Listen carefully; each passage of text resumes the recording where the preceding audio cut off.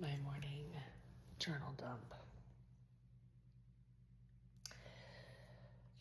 And it happens to be the end of 2025. The last day of the calendar year. So we put significance on that.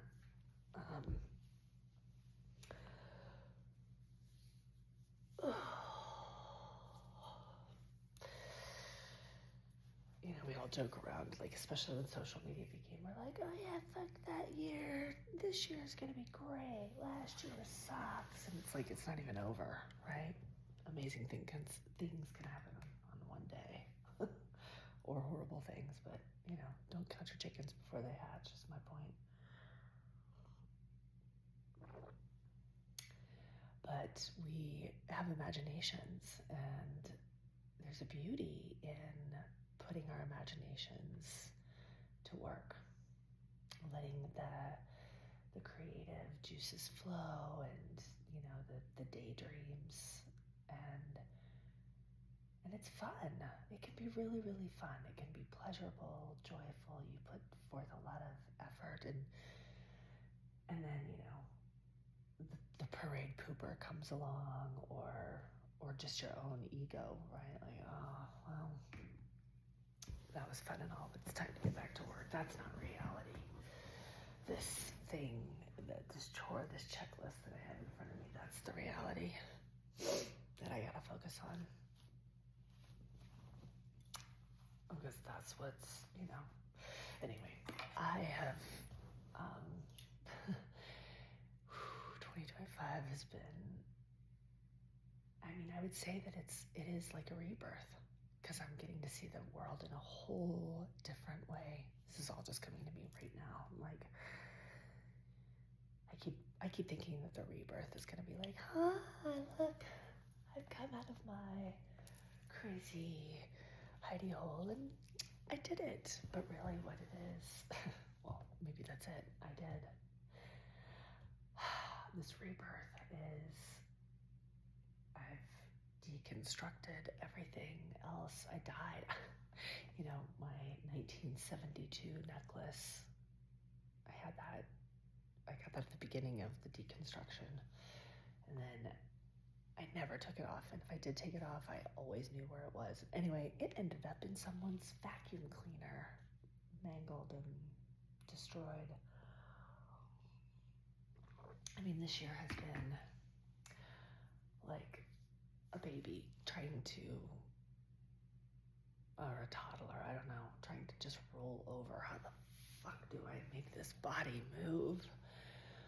And I'm shitting in my pants, and I didn't do that, but and I can roll over, but the metaphor analogy is real for me right now, because I'm getting to experience things that I haven't experienced in this incarnation, but at a fucking deep initiation level. Look at this candle. Isn't that fancy? It knows when the wick is lit. Smart. It's a smart candle. If you're gonna make lights, though, do they have to be this iridescent white? Can it match the color of the flame? Like darker, warmer? Candle. Even candlelight annoys me sometimes. 2025. Let's see. Through one spectrum of the vision, imagination of life, as a 50-something-year-old adult white woman, privileged, I have completely fucked my life, as people in that world would say. I have, I am a soap opera, I'm the Jerry Springer, I'm the TV, I'm the whoa, what? Is someone gonna do something about this?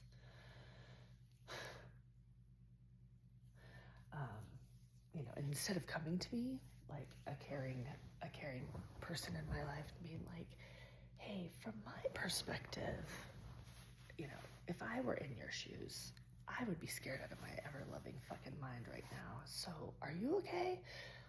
Because that's me. But I just want to see, like death, I want to avoid this conversation and pretend like it doesn't happen, and maybe just ask someone else, how's she doing? Maybe we should call her daughter. That one, I just learned of that one recently. I'm like, oh yes, bring my daughter. Like, what? You don't have the balls to call me. Call me. I'm okay. I'm probably better than you think. And I'm probably better than you are if you don't have the balls enough to check on a friend. Instead, you're gonna, anyway. You should call me. We can talk about maybe your misery or what's going on in your life. Because listen, I know that I'm not the only one. I've sat across from all of you, every one of you, all of us who are doing the work, or we're somewhere completely different on the path, and all we care about is paint colors and tile and the configuration of the kitchen, and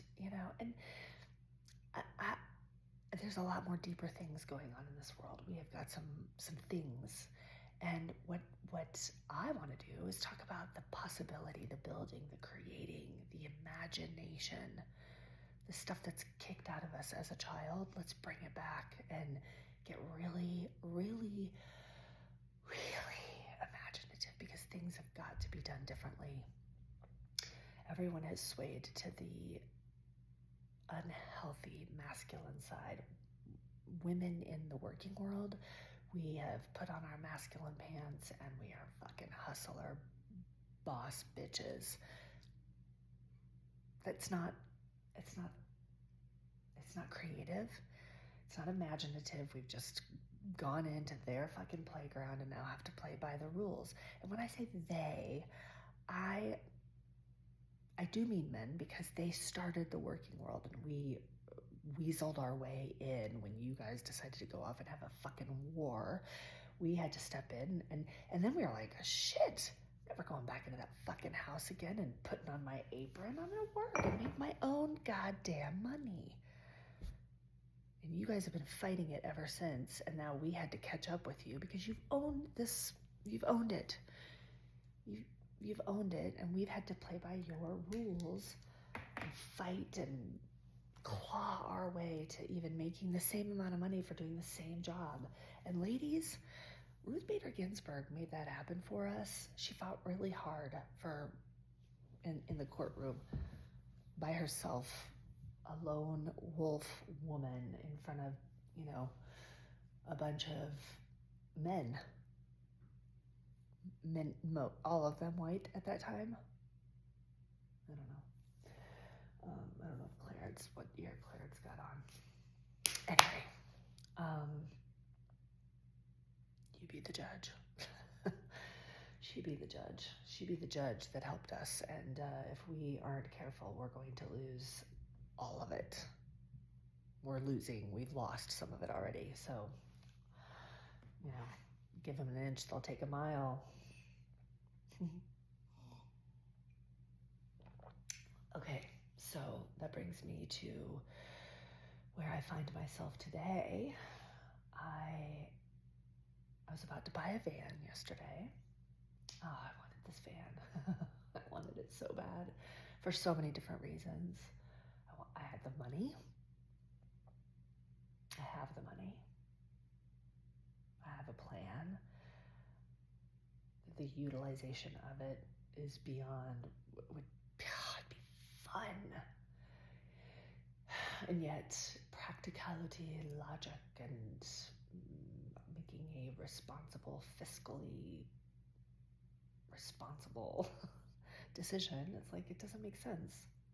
It doesn't make sense given my financial state right now, the unpredictability, and then, all of the 3D masculine, dense rules that are in place, it doesn't make sense for me to buy this fan. Intuitively, I'm like, I could make this work. This would be amazing. I could do it, and it would be amazing. And even if it doesn't end up running in 8,000 to 10,000 miles, I can turn it into something. But here's the problem: is I'm so reliant upon others right now, given my destruction predicament, that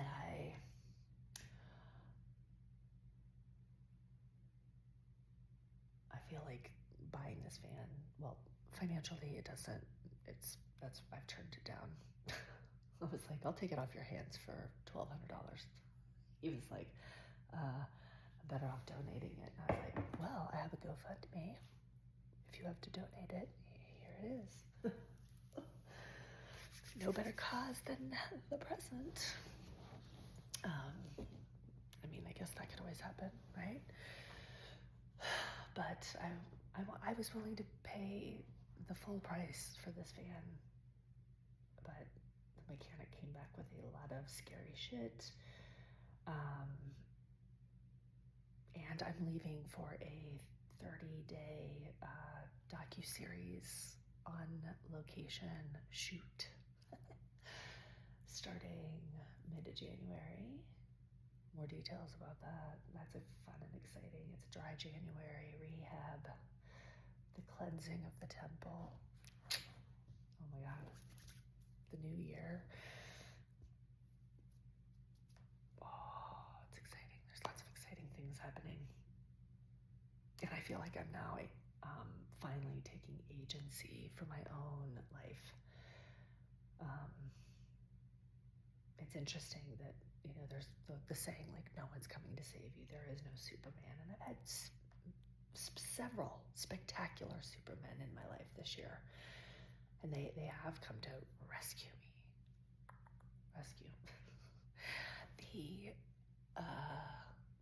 The Karpman drama triangle. One of my good male, healthy, masculine, spiritual cheerleaders. He always comes popping into my life through some medium. And then I end up watching, connecting, and I hear him. He's always dropping little nuggets that just they automatically plant in me. It's proud. Anyway, then I ended up watching his discussion on the drama of the Karpman triangle, and I was like, and I'm sure it's no accident that he wanted me to find that and watch it. Our spirits did. Anyway, I did, and I've had a lot of rescuers, and I try as I might,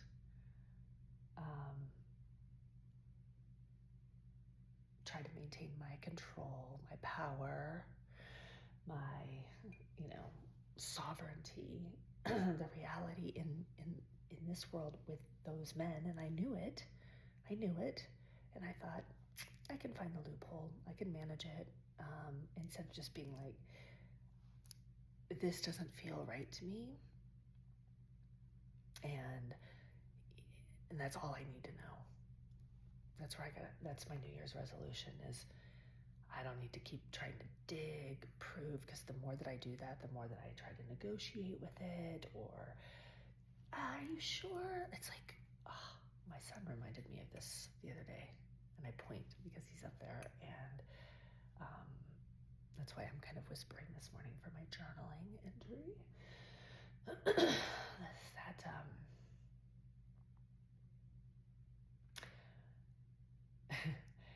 I mean, this is one of my pet peeves that used to drive me crazy. I remember my grandma from at the earliest age, where she would like make me a lunch, or a snack or whatever, and set me down and like put it in front of me and immediately start questioning it. Can I get you something else? Do you want this? Do you want me to add that? Do you want me to take that away? And I'm like, I remember being as a little kid, like, I just want to eat it. And, are you cold? Do you want a blanket? No, I'm okay. Are you sure? No, come on, let me get you a blanket and wrap it up. And what is that human phenomenon? It's like aggressive people pleasing. Like, I know what's better for you, so I'm going to put this blanket around you because you're cold. And you say no thank you, but they're like, something flips in that's unhealthy feminine. I don't know. It's unhealthy people pleasing. I mean, I've been around men who do it. They're like, I'm sure I can help you. Let me help you. I insist on helping you, but here's how I'm gonna help you. And oh, that fucked up your whole plan. Sorry, bye, gotta go. You're annoying. Get the fuck out of here. So I've had a year of what I'm now calling, well, I now have 2 new phrases, pattern saturation and an extinction burst. I'm gonna write these down. I mean, I remember them, but I'm gonna write it down right now to remember. I'm gonna try to get a little more formal and like I'm gonna start writing more. I'm not gonna tell you all my plans because I've been doing that for a year too. Talking about all my plans, telling you of all my things. But you know, I'm actually okay with that because what I'm gonna do is I'm just gonna do this every day, the daily morning journal dump. And this is gonna go into my Substack, which is probably what I'm only going to be doing for January dry, just focusing on me and my journaling. I'll put it in Substack and it'll just be there. I'll be capturing video and whatnot, but I'm not going to be editing it or fiddling around with it. I'm just going to dump it in the repository for each day, and then we go back and we'll clean it up from there. All right, that's a plan. I'm going to be cleansing. I may as well fucking just say it right now. I don't know.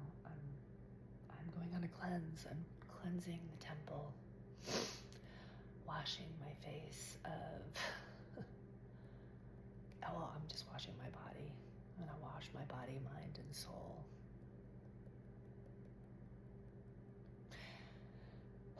30-day minimum, probably 45 days. I'm gonna sink into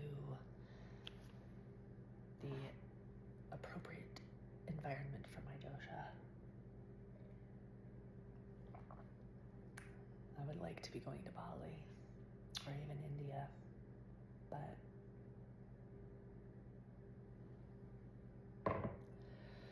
it's probably likely going to be Guatemala.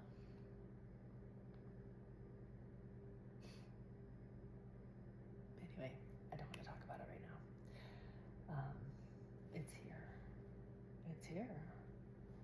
But this is my, I don't want to journal about that. I've already journaled about it. Superman, destructive year.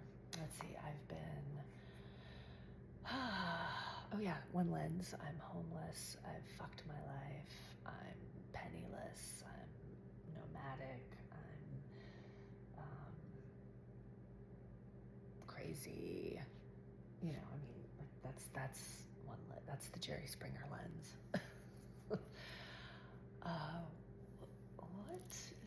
What do I want to call the rebirth? I'm a brand new baby. Like I'm getting my feet. I'm learning, but this time I'm not going to allow the imagination and the matrix to trap me. That's been the pattern extinction. The pattern. Oh, that's a good one. I'll just blend the two. Pattern extinction. Keep turning to that one. I also don't. I wrote climate change and Appa. YouTube, my journal. YouTube, Substack.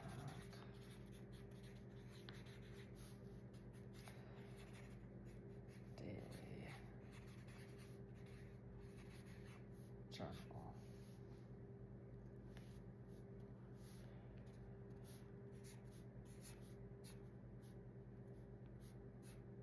Okay. pattern saturation. So I was like, why this absurd repeat pattern of, oh, let me help you, Melissa. Let me come help you. Okay, but you're not rescuing me. You're just doing this out of the goodness of your heart, right? Yeah, totally. I believe in you. You're that. Let's see, I've heard vibrance, vivaciousness, your joy, your essence. And then it's like, yank. Oh. And that yank back is attached to some unspoken preference, unspoken agreement, whatever. But I was like, oh my God, what am I doing to call this in? Why the fuck does this keep happening? And am I putting out a desperate energy? I don't think I am. Like the last several have been unsolicited. I'm not asking. I'm not asking verbally.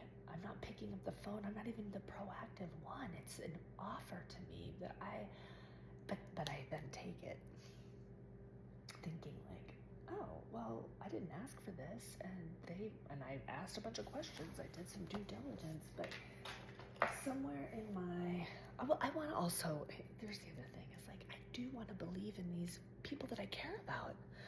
I want to believe that they are, that they are genuinely out, and maybe that's the question that I ask. What's in this for you? At the end of this, how are you going to feel? Like, what bucket are you trying to fill here? What karmic contract are you trying to complete? And what role do I play in this? Because they're getting something out of this too, or hoping to, and usually it's something from me. It's not just a reciprocity of my joy, my essence, and my vivaciousness. It's something else they want, and when I'm like, wait, what? No thanks. Well, what did you think this royalty meant? Wait till you hear that recording. I am going to share that at some point. I don't know when. I put a lot of zhuzh on it. My picture, I change the voice. Oh, so good. Oh, it's so good.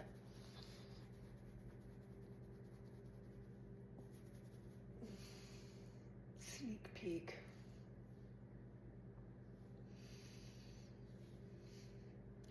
Okay, so through the other lens, I'm rebirthed. I'm rebirthed, looking through, magical glasses like this. I have made it to a different level of existence on this planet, and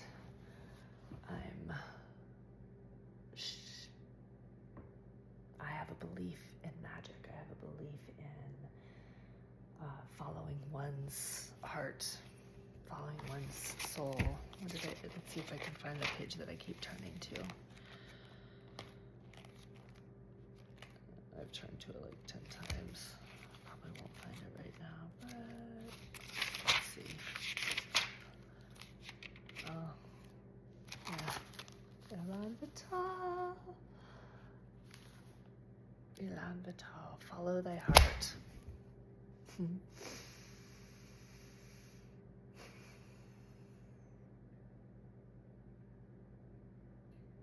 The thing is that I've loved each one of these men in unique ways.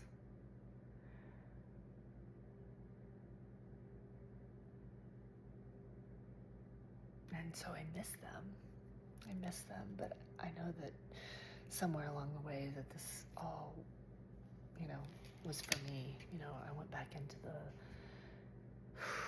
I went to the hospital where I was born. I was looking up into the window. It's an abandoned building, probably Fuck that. Not into that shit. That scares me. I don't know why, but it does. What? Something is stuck here. Anyway, I saw where I was born.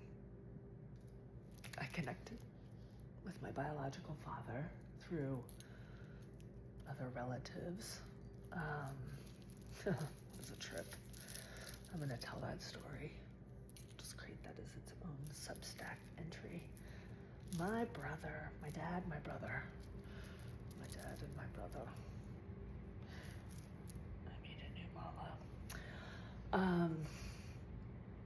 Yeah, I mean, I went back to my childhood home. I reconnected to my biological father and my brother through the women, some women in their life, some important women in their life. I died there, for sure. I died there.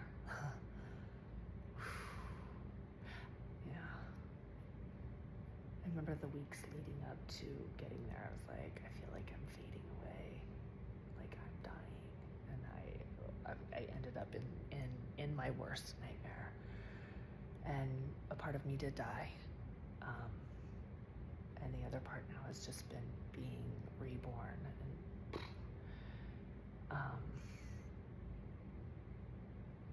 And all of it is realizing and nurturing the pain that I've been carrying, that I was carrying with me, and now it's all out there, and I'm like healing it all. The little girl that, you know, was a tolerable, too much. You're too loud, you're too much, chew with your mouth open. And my poor mother had to like be the buffer between that her whole life, like her fear of like getting kicked out. You know, he's a good man. He takes care of me. He's a good man, and he is a good man. He's a good man. This is all how this has played out for me. The pattern saturation of then trying to find a man that I'm not just tolerable, that I have to, you know, keep myself in line. Don't be too crazy. You be responsible. You're a mother now. You can't get your nose pierced. You can't go to concerts anymore. You can't smoke pot anymore. You gotta go to work, come home, take care of this baby while I am out doing whatever the fuck I want. So I'm working through all of this. I got to sit across from my father, you know, a couple months ago, being back in the house, where he literally was like, oh, it's like having a 5-year-old back in the house. He patted me on the head. I mean, all of that would have been sweet, except it also came along with shushing and, you know, getting up and just walking away, the ending of the conversation. And then I finally ding-donged on me. I was like, oh my God, like, I guess I'm married. I keep repeating this pattern. The men in my life keep coming up so that I can relive this or cut it. Cut the fucking pattern. And the last few weeks I've been like, I cut that pattern, no thanks. So as the pattern saturation has been like exploding in my face, I'm like, oh my God, what the fuck? But I've been winning, like, some offers that have come my way. I'm like, no thanks. No. Thanks for you offering and taking it upon yourself to, you know, give me your list of criteria for you to unconditionally and unpromptedly offer your assistance, but then I have to follow these rules. I was like, no thanks. And that feels so good, breaking that fucking pattern.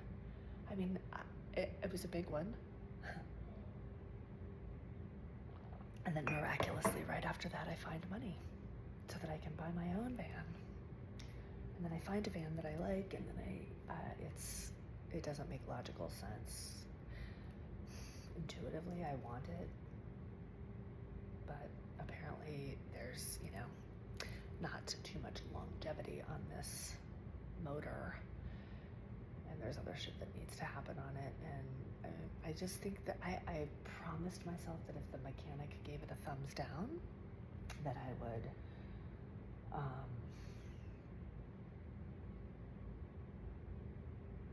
I would walk away and just proceed.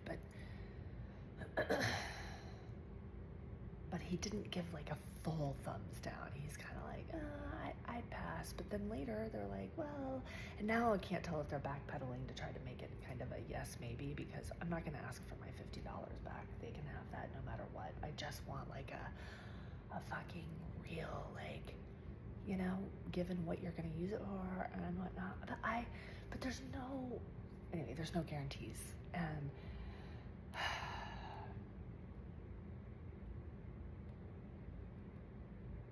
there's so much logic around this band that like doesn't make sense.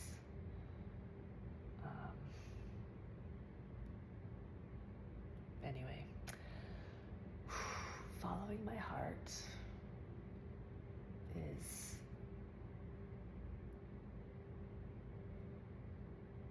the 2026. I don't know, somewhere in that genre.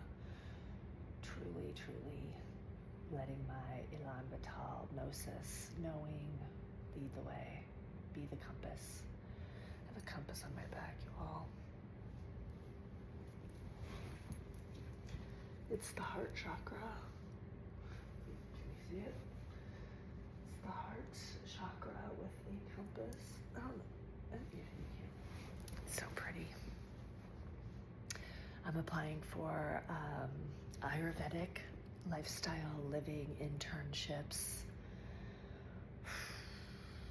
Well, I'm going to apply for one. I mean, I want to apply for a second one, but I'm not qualified for it at all. Like, I mean, there's clear qualifications. I'm a rookie. I know nothing, so I guess I got to start at ground zero, which, I mean, I guess that's fine. But I feel like I have been already initiated into this. I mean, the tattoos on my body, like, I wasn't I remember like all of a sudden being like, I gotta tattoo this sacral chakra on my arm, and I'm like, and then I designed it, and I even put it as kind of the wrong color. Like, it's supposed to be orange, and mine is mostly green.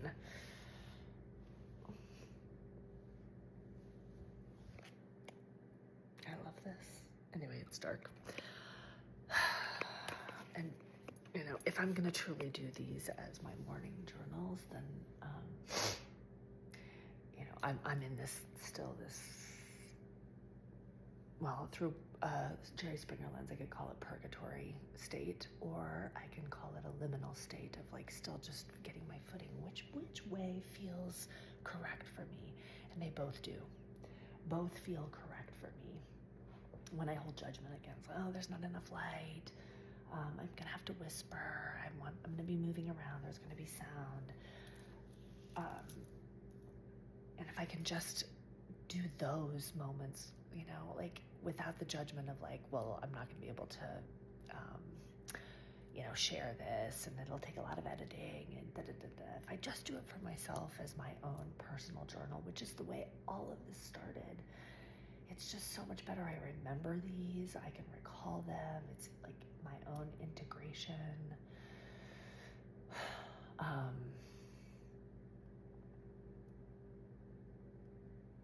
But the minute that I try to get on and start doing them for people, then, and I want to find a place where both can be true, you know, just have a setup in some perfect corner where I can sit and do my Ladihan. Like, that's why I need my own place.